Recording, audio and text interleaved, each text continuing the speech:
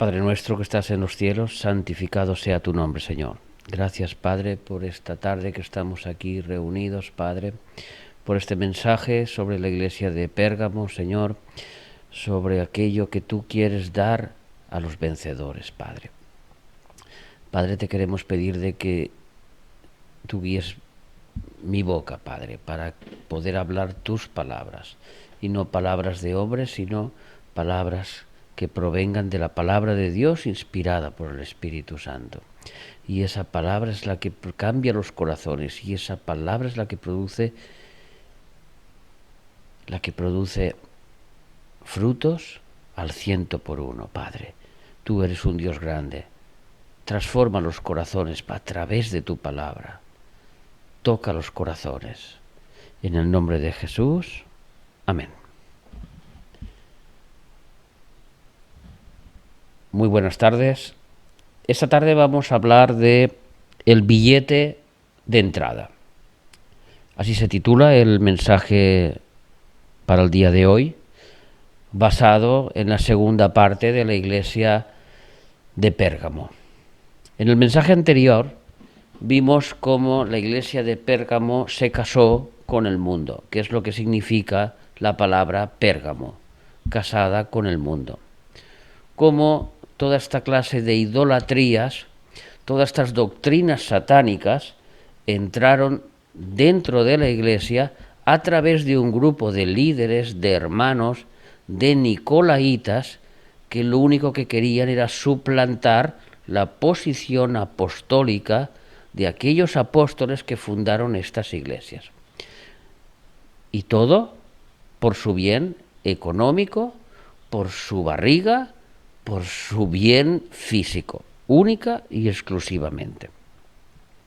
Ya vimos en el mensaje anterior todas las reprensiones que el Señor le dijo a esta iglesia, donde sí que había una pequeña minoría o un pequeño remanente en que se mantenía fiel, y este pequeño remanente escuchaba la voz de Dios, como pasa en muchas de las iglesias donde hay doctrinas apóstatas, donde hay doctrinas diabólicas, pero sin embargo Dios tiene un pequeño remanente en ellas, donde muchos pastores no les hacen ni caso, porque muchos pastores van a predicar a las ovejas que traen frutos económicos, que traen frutos sensuales, que traen frutos de abundancia, olvidándose de que el alimento es para toda la congregación.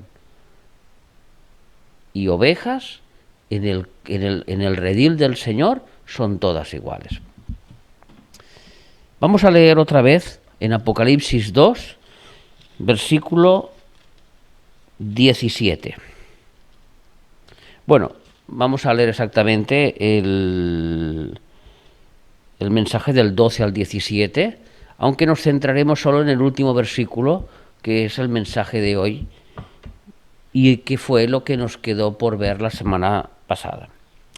Y escribe al ángel de la iglesia en Pérgamo: el que tiene la espada aguda de 2 filos, dice esto: yo conozco tus obras, y dónde moras, donde está el trono de Satanás, pero retienes mi nombre, y no has negado mi fe, ni aun en los días en que Antipas, mi testigo fiel, fue muerto entre vosotros, donde mora Satanás. Pero tengo unas pocas cosas contra ti, que tienes ahí a los que retienen la doctrina de Balaam, que enseñaba a Balac a poner tropiezo ante los hijos de Israel, a comer de cosas sacrificadas a los ídolos y a cometer fornicación. Y también tienes a los que retienen la doctrina de los nicolaitas, la que yo aborrezco. Por tanto, arrepiéntete, pues si no, vendré a ti pronto y pelearé contra ellos con la espada de mi boca. El que tiene oído, oiga lo que el Espíritu dice a las iglesias. Al que venciere, daré de comer del maná escondido, y le daré una piedrecita blanca, y en la piedrecita escrito un nombre nuevo, el cual ninguno conoce, sino aquel que lo recibe. Hasta aquí la palabra del Señor. Como hemos dicho, nos vamos a centrar en el versículo 17, que lo volveremos a leer para que se nos quede grabado y lo iremos comentando palabra a palabra. El que tiene oído, oiga lo que el Espíritu dice a las iglesias. ¿Que estamos sordos? ¿Que acaso no escuchamos lo que dice el Señor Jesús, que dices el que tiene oído? Todos tenemos oído. Todos escuchamos, pero no todos oímos. Hay una gran diferencia entre escuchar y entre oír. En Proverbios, capítulo 7 y versículo 24,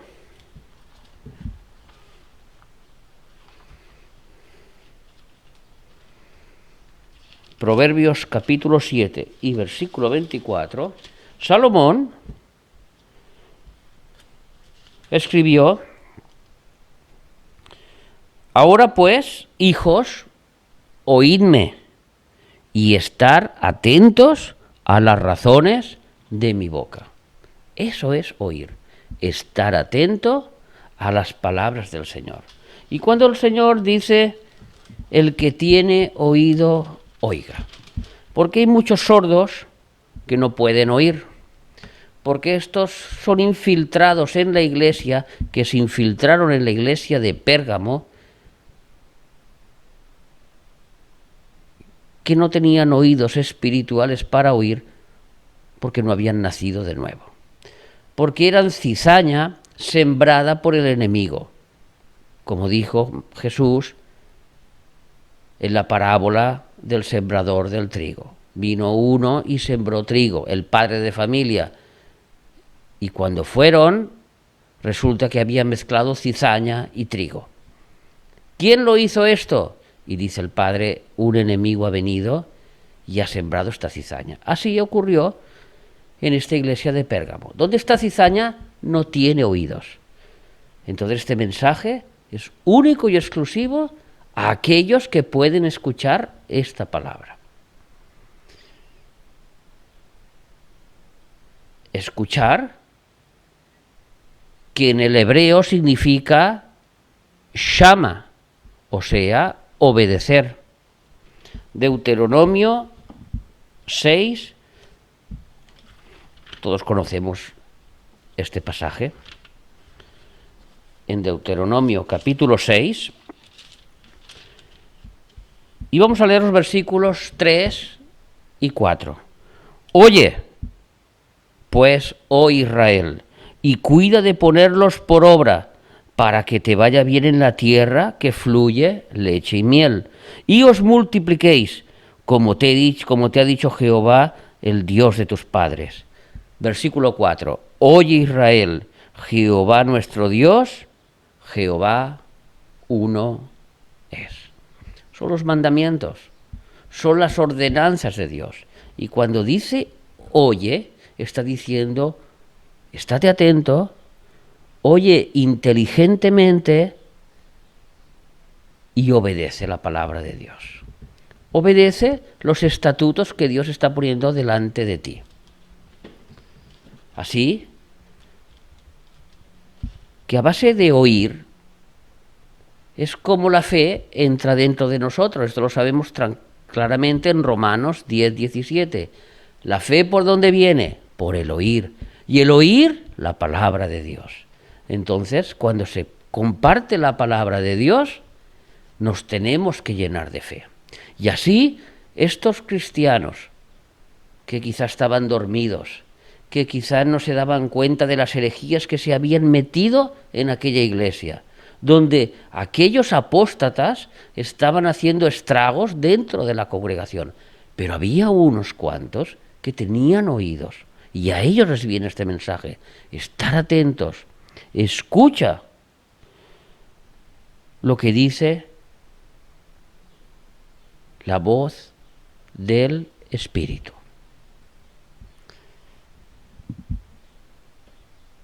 En una iglesia mística como la de Pérgamo, vimos los cultos a los diferentes dioses, entre ellos el dios Baco, el dios de la misticidad, donde había que tener una experiencia sobrenatural para poder llegar a tocar este dios, como está ocurriendo en muchas congregaciones, donde si no hay una experiencia sobrenatural, Dios no está aquí. Si uno no salta y se revuelca y cae y grita y aúlla, entonces el Espíritu Santo no está aquí. Nada que ver con la voz que está hablando aquí el Espíritu, lo que el Espíritu dice a las iglesias. Porque la voz del Espíritu viene a través de la palabra de Dios, de la Biblia. Acordaros lo que dice en 2 de Timoteo 3:16.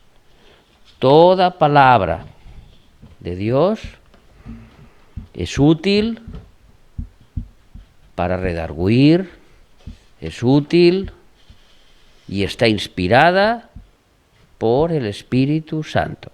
2 de Timoteo 3:16. Un poquito antes de Hebreo.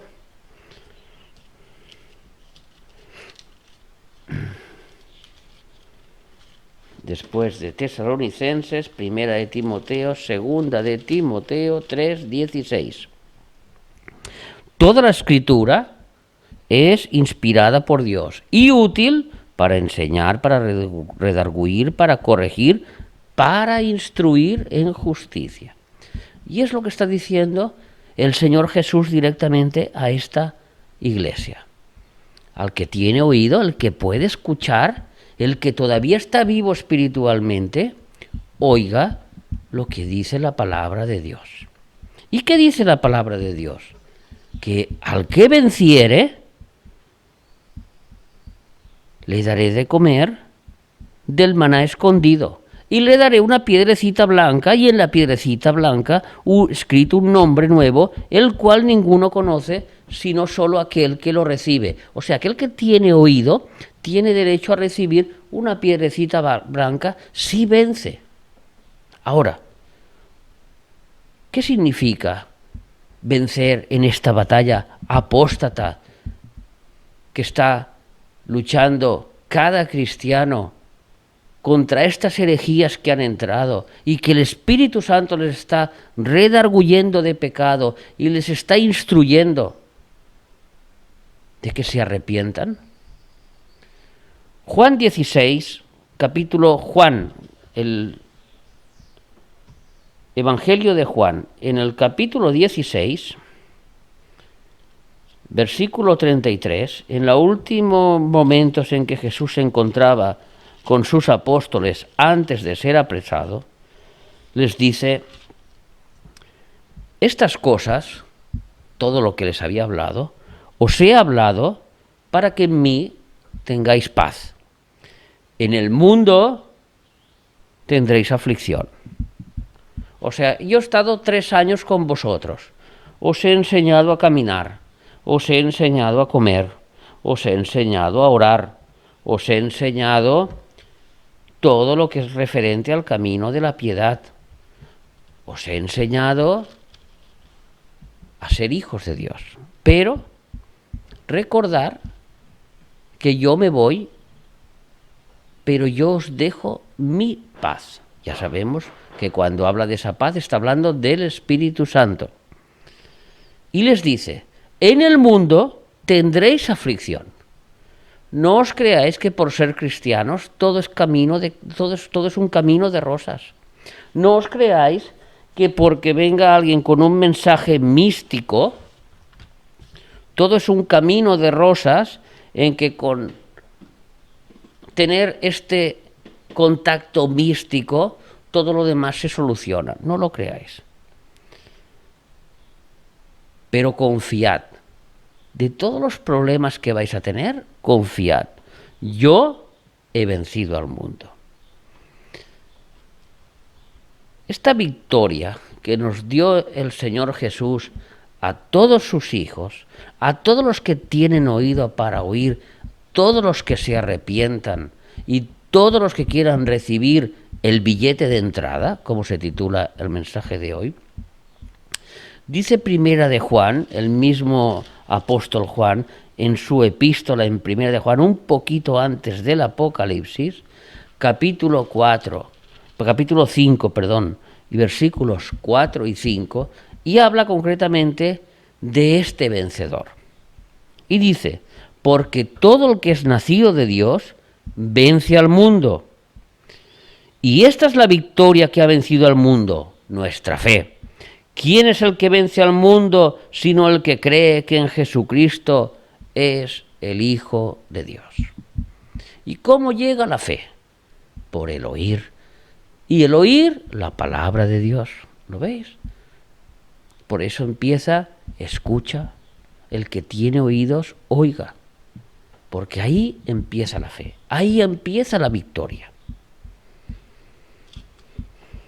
Mirar, una vez nosotros hemos creído, nosotros una vez hemos oído el mensaje de Dios y hemos creído en Dios y realmente queremos caminar en los caminos de Dios y no ser engañados, entonces hay una ley espiritual que nos libra de la derrota.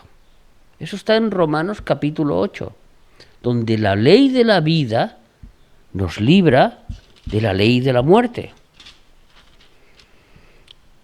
Ahora pues, ninguna condenación hay para los que están en Cristo Jesús, los que no andan conforme a la carne, conforme a sus deseos pecaminosos, conforme a la misticidad de estos cultos, sino conforme al Espíritu.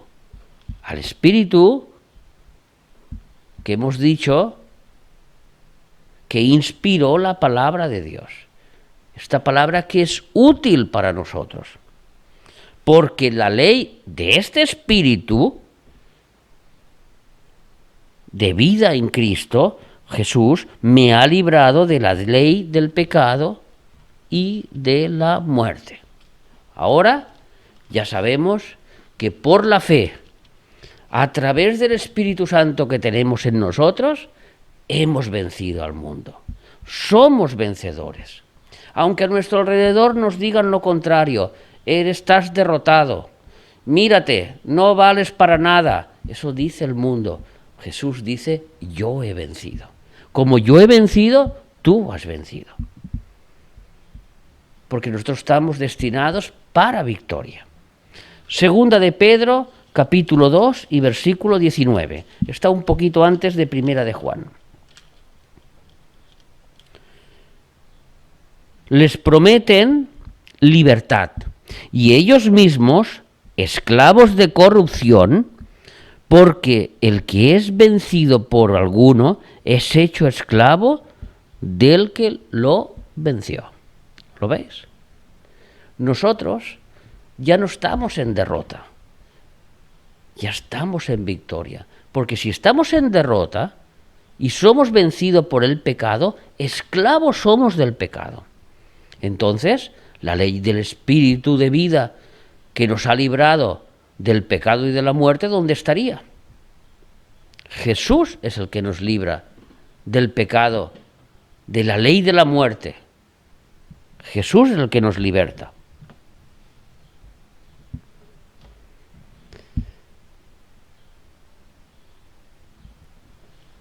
Hemos dicho que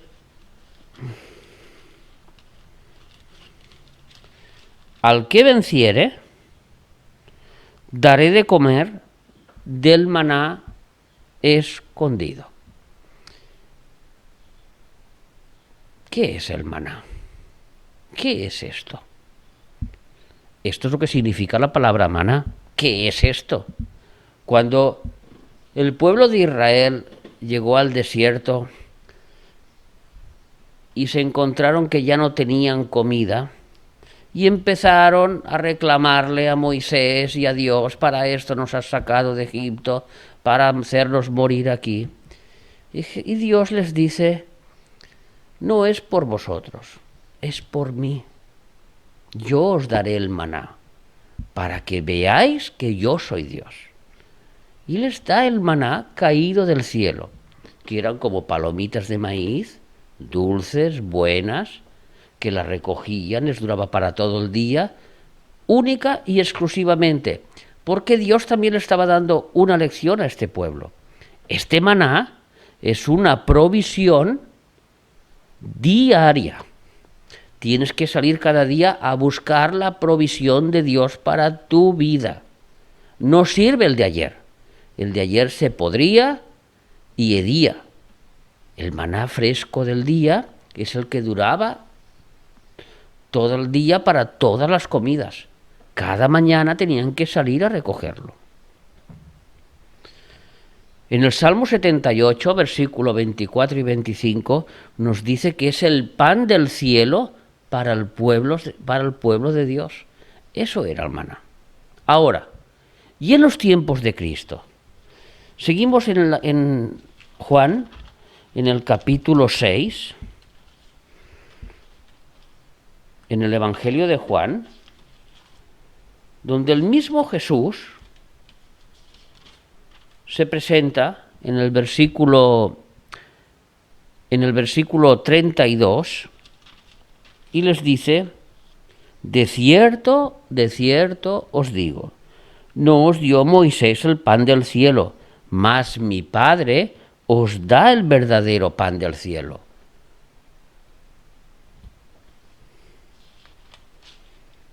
Versículo 30, seguimos. Porque el pan de Dios es aquel que descendió del cielo y da vida al mundo.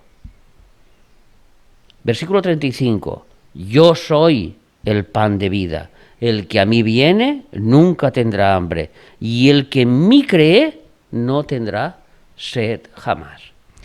Seguimos viendo la fe actuando a través del maná, a través del Mesías. Aquella provisión, aquel maná del Antiguo Testamento, en tiempos de Jesús, se encarnó en una persona que es la que nos da el verdadero alimento, que es Jesucristo. Él es el maná. ¿Y qué será el maná en el cielo? ¿Qué es este maná que van a comer estos cristianos? Estos cristianos que dicen van a comer del maná escondido. Deuteronomio capítulo 8 y versículo 3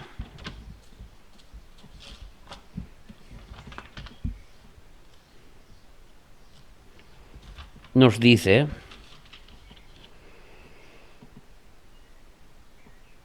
hablando Dios al pueblo de Israel, y te afligió, y te hizo tener hambre, y te sustentó con maná, comida que no conocías tú, ni tus padres la habían conocido, para hacer saber que no solo de pan vivirá el hombre, mas de todo lo que sale de la boca de Jehová vivirá el hombre.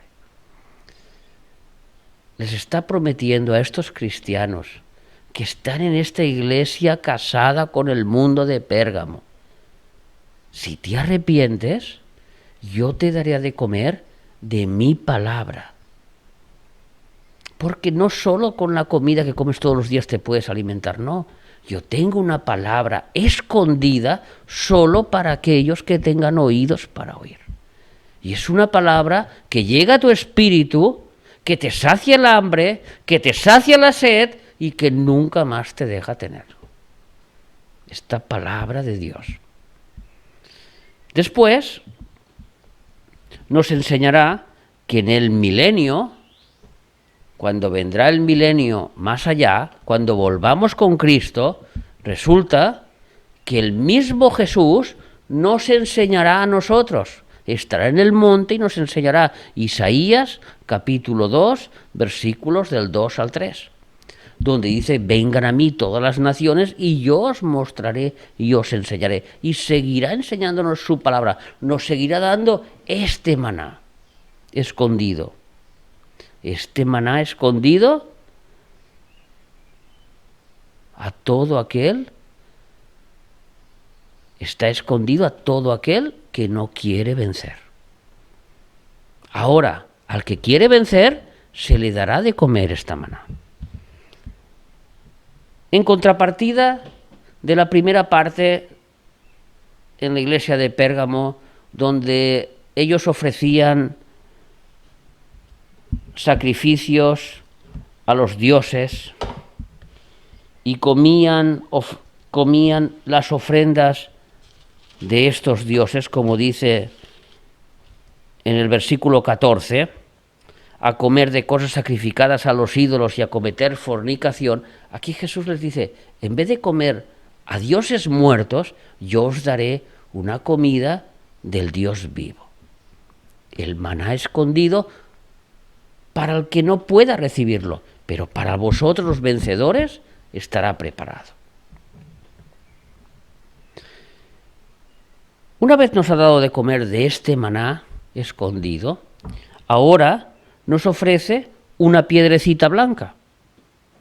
¿Qué significa la piedrecita? Cuando el apóstol Juan escribió el libro del Apocalipsis,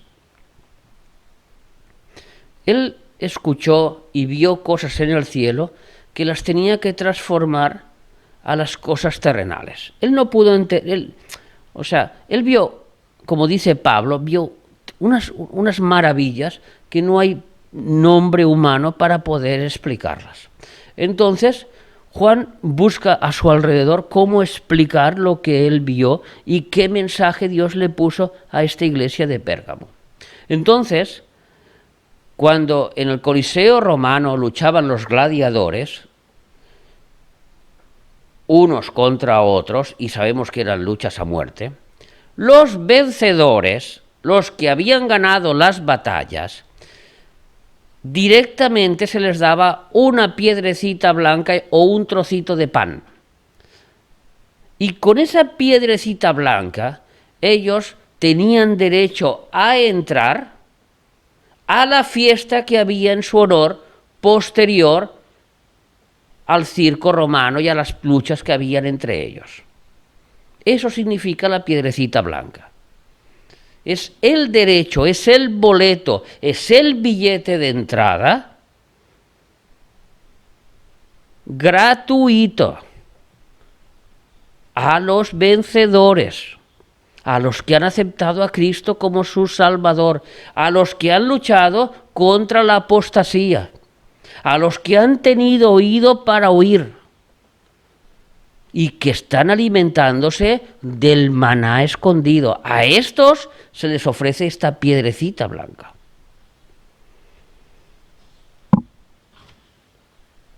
En pocas palabras le está diciendo a Pérgamo, vence y entrarás a la fiesta. ¿Por qué es blanca? Porque es significado de la pureza y de la pureza celestial. Vestiduras blancas, lino fino, la blancura, es ese significado de esa pureza, cuando Dios nos perdona y nos hace más blancos que la nieve. Por muy negros que sean nuestros pecados, su sangre cuando nos limpia nos deja más blancos que la nieve, con esa pureza. ¿Y para qué estos cristianos necesitan esa piedrecita blanca? Pues muy sencillo. Apocalipsis 22 y versículo 14. Último,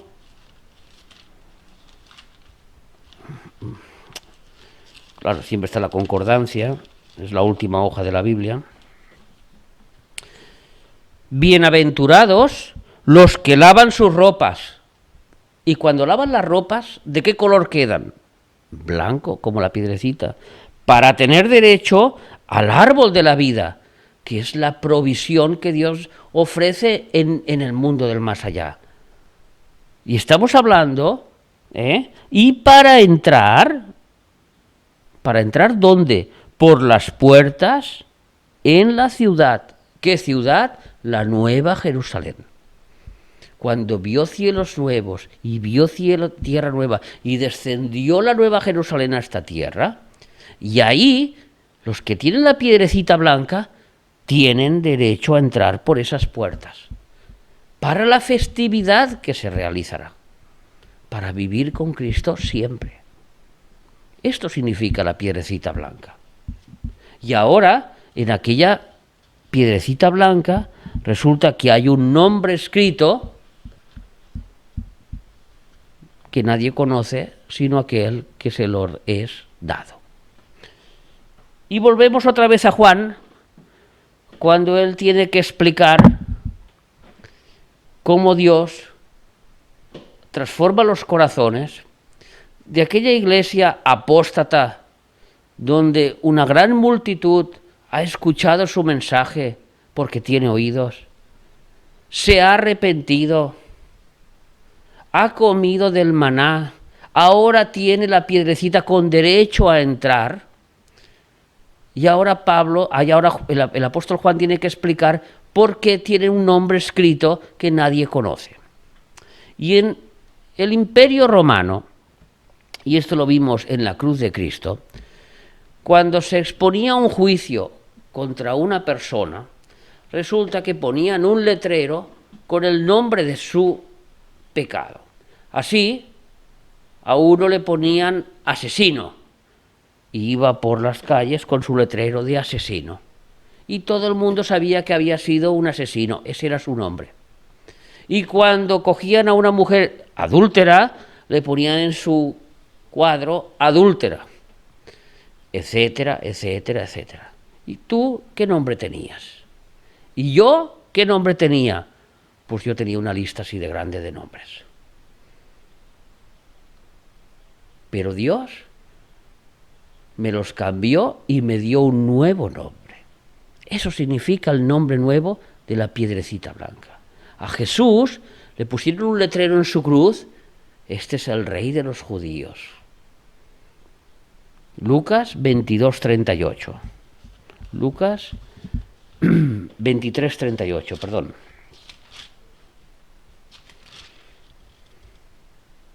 Este es el Rey de los judíos. Había también sobre él un título escrito con letras griegas, latinas y hebreas: este es el Rey de los judíos. Y así, todos en este mundo hemos llevado nuestro letrero, y muchos llevan su letrero: idólatras, pecadores, ladrones, fornicarios, y lo que quieras, pedrastra, etcétera, cada uno, nombres de vergüenza. Pero Cristo nos borra ese nombre y nos da un nombre nuevo. Abraham, Josué 24:2, el idólatra. Y Cristo, Dios le cambia el nombre: Abraham, padre de la fe, Gálatas 3:7. Jacob, el engañador, el usurpador, Génesis 25:26. Y Dios le cambia su nombre por Israel, el luchador que vence, porque has luchado contra Dios y contra el hombre y has vencido. Génesis 32:28. Moisés, el asesino. Éxodo 2:14. Y le cambia el nombre por Moisés, el libertador, el que sacó al pueblo de Israel de la esclavitud de Egipto, bajo las maravillas del Dios glorioso que todos creemos. La samaritana, la adúltera, Juan capítulo 14. Ahora, la samaritana, la mujer que daba testimonio. Como le dijeron, ahora creemos, muchos han creído en tu testimonio, pero ahora nosotros también creemos porque Él también ha llegado a nosotros. Vamos a acabar con un ejemplo. Vamos a leer Juan capítulo 8 y de los versículos del 3 en adelante.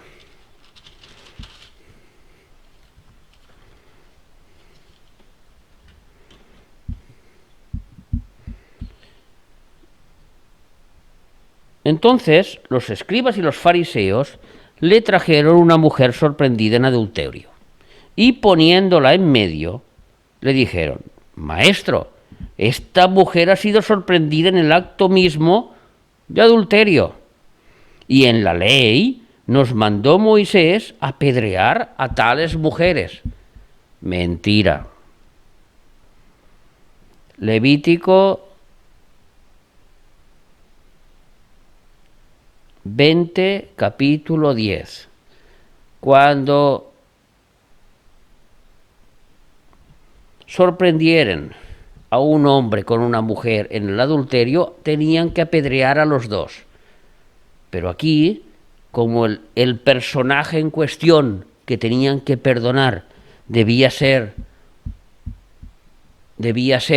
un rabino de ellos mismos, y por no afrentarlo delante de todo el pueblo, solo trajeron a la mujer. Mas esto decían tentándole, para poder acusarles.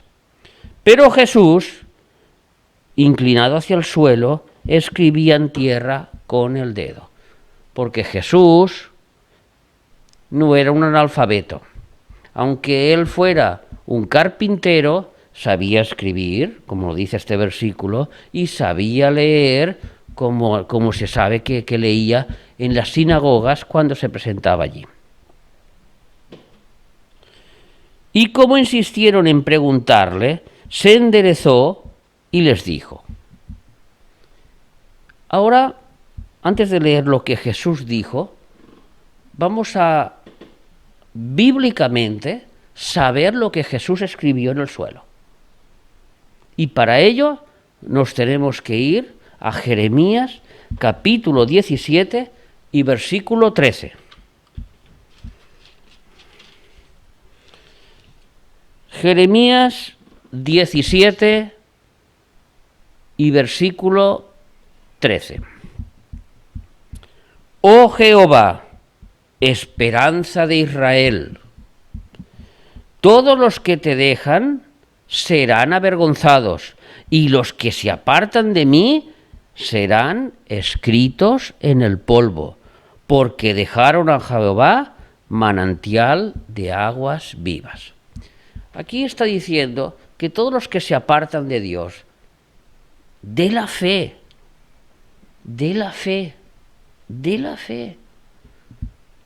porque todo se basa en la fe. Todos los que se apartan de esta fe estarán escritos en el polvo. O sea, que Jesús, cuando escribía, empezó a decir: Rabino ben Yosef, Rabino ben Moshe, Rabino, etcétera, etcétera, etcétera. Y empezó a escribir unos nombres en el suelo.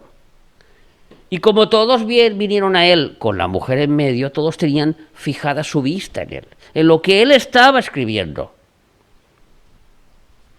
Y escribe el pecado: apartarse de Dios. ¿Lo hemos leído?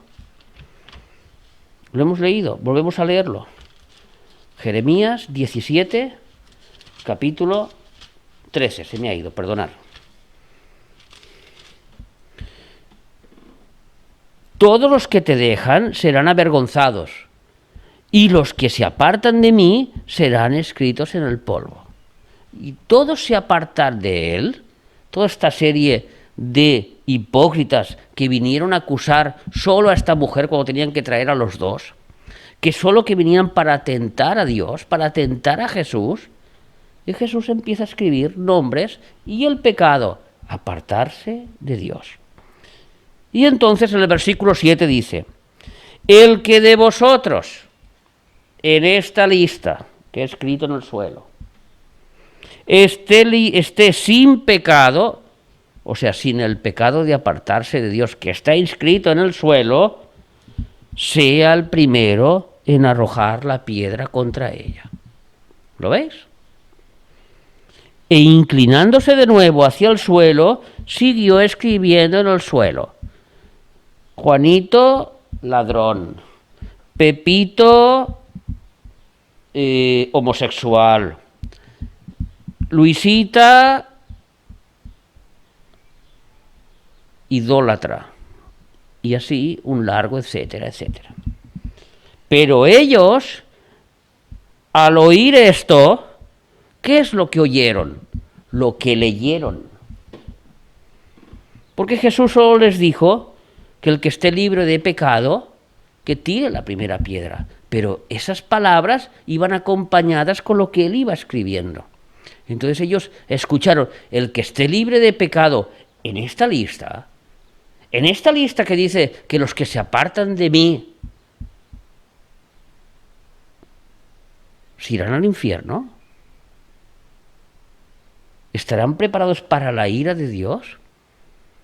Entonces ellos, al oír esto, acusados por sus conciencias, salían uno a uno, comenzando desde los más viejos hasta los más postreros. Y quedó solo Jesús y la mujer que estaba en medio.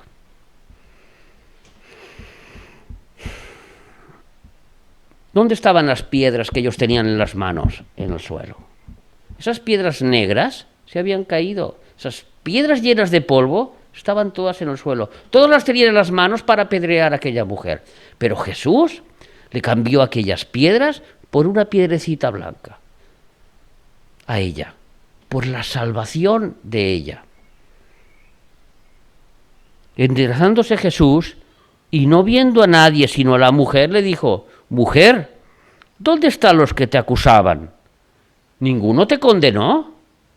Ella dijo: Ninguno, Señor. Entonces Jesús le dijo: Ahora, en esta piedrecita de salvación que yo te he dado, te voy a cambiar el nombre. Y en vez de ser la mujer adúltera condenada a muerte, ni yo te condeno, sino que le dijo: ahora eres la mujer libre de la culpa, libre para vivir, libre para no pecar otra vez. ¿Ves? Y no peques más. Esta es la piedrecita nueva, blanca, con el nuevo nombre. De la muerte pasó a vida, del pecado a hija de Dios. Porque estos nombres son el símbolo,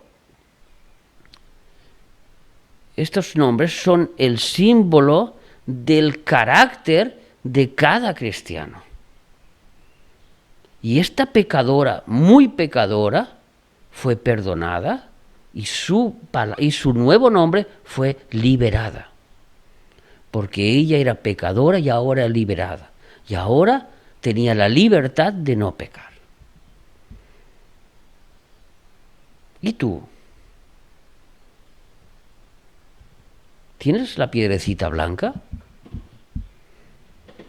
¿Y tú? ¿Qué nombre tienes? ¿Todavía llevas el nombre adúltero? ¿Desobediente de los padres? ¿Idólatra? Un largo etcétera, no hace falta entrar en detalles. ¿Todavía llevas ese nombre? ¿Pegador de mujeres?